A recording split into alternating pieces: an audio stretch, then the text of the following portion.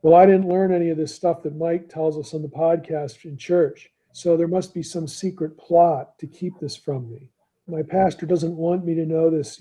And chances are very good that your pastor's never heard of a lot of this stuff anyway.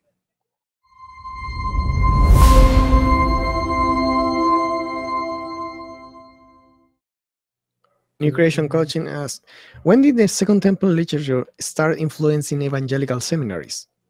Yeah, I would say if you went to seminary, definitely from the 80s onward, but I would be willing to go back to the 70s onward.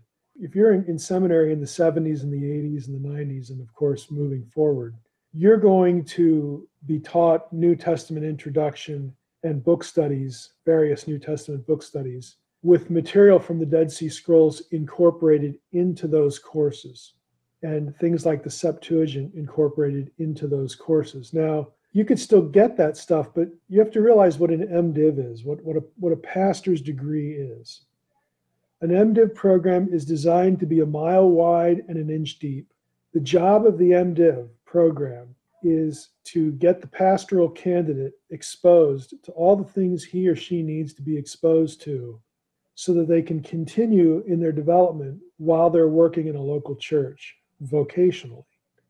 So you're going to get a little bit of New Testament. You're going to get a little bit of Old Testament. You're going to take a year or two of Greek. You're going to take a year or two of Hebrew.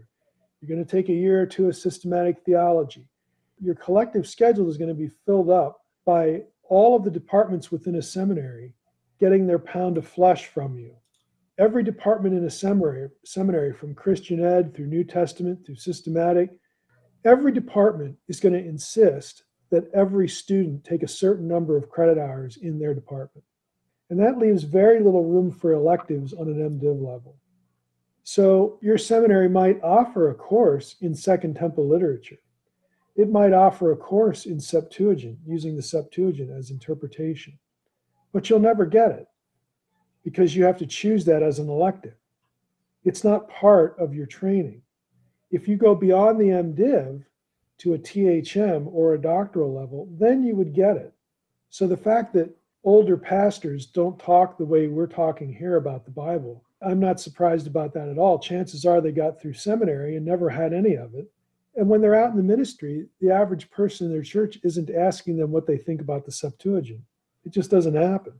They have loads and loads of practical concerns that are heaped upon them as pastors. A lot of their time is taken up with counseling and business to run the church, business matters. If you're training for the pastorate and think that the pastorate is about, I'm going to spend 40 hours a week studying my Bible now, forget it, get out. Okay, if that's your expectation, leave now. That is not what happens in the pastorate, and it's not what a pastoral degree prepares you to do. It just isn't. This is the MDiv for a seminarian who's going to be a pastorate is a first degree in theology.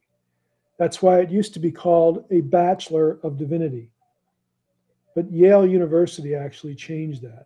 They're the ones who changed calling a seminary degree another bachelor's degree because it just was kind of demeaning. And they began to call it a Master of Divinity. And then everybody else just caught on with that. And Yale did that in the 1800s. So it's been a long time.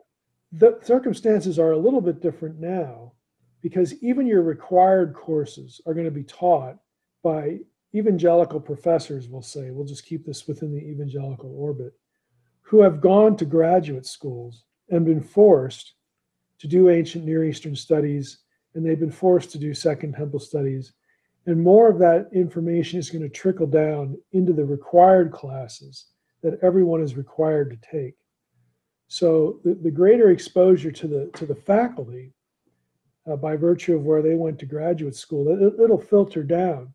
So that if you went to the seminary, like I said, in the 80s, 70s, 80s, 90s for sure, you're going to be getting more of this stuff, exposed to more of it as a regular seminarian than you would have 20, 30, 40 years ago. Mm-hmm. My comments about that, my professors told me that it usually takes 50 years of material from the seminaries to eventually propagate into the lay person or lay area. That's fair. That's fair. That's not pie in the sky. And also say, I think also because most folk in seminary, even mine, are more concerned about getting the degree so they can be ordained at the church or denomination. Yeah, that's also fair. And with the age of information, that causes a problem because a lot of young Christians get exposed to, I don't know, the documentary hypothesis, and the pastor have no idea what he's talking about. Yeah, there is that problem of people that never sit under professors in any form. And they're sort of just thrown to the wolves, without them knowing it. They're not only thrown to the wolves, they go galloping to the wolves without ever knowing it, without ever being aware of it. And it's a two-edged sword. Technology is always a two-edged sword. On the one hand, we have access to so much information, and it's wonderful. Again, if we have some guidance, in how to use it and what it means. But if we're just out there by ourselves, we have no way of knowing how to vet the material that we run into. You need mentors. You need, people who've sort of, been there, done that, with all this material. And your professors are supposed to be that person, who can help you, understand what's being said, what's not being said, why is it being said this way and not another way. They can help you navigate what's going on in any particular viewpoint or any particular, area of study. And so if you don't have that, I think it contributes to the conspiracy culture that unfortunately I see, and I'm sure you're all aware of it, this creeping suspicion that, well, I didn't learn any of this stuff that Mike tells us on the podcast in church, so there must be some secret plot to keep this from me. Or my pastor doesn't want me to know this. He knows all this, but he doesn't want me to know it. He's sheltering me from my Bible. He's keeping me from the knowledge of the Bible. And again, chances are very good that your pastor's never heard of a lot of this stuff anyway. And you shouldn't treat the situation as though it's a grand conspiracy against you. And I'll be honest with you, a lot of people pastoring churches today never even go to seminary. And that's unfortunate because you learn a lot in seminary. You learn a lot even at the MDiv level. You got to decide from that point, am I going to stop here? Is this sufficient for what the Lord's called me to do or not? When you graduate from seminary, in theory, you should have the tools to go on and continue to teach yourself. Lord willing, you'll have the time that your ministry isn't going to be 30, 35, 40 hours of counseling people. This is why a lot of churches, a lot of pastoral ministries will say most of our counseling should be done over the pulpit in what we teach on a Sunday morning. And they're not being lazy by saying that there's actually something to that, giving people scripture, applying it to their lives on a corporate level, rather than spending your entire week with every individual in the church. I mean, logistically, it just doesn't work. The pastors are in a tough spot, just with their workload, the way their workload is determined for them. They often don't have the luxury of doing Bible stuff.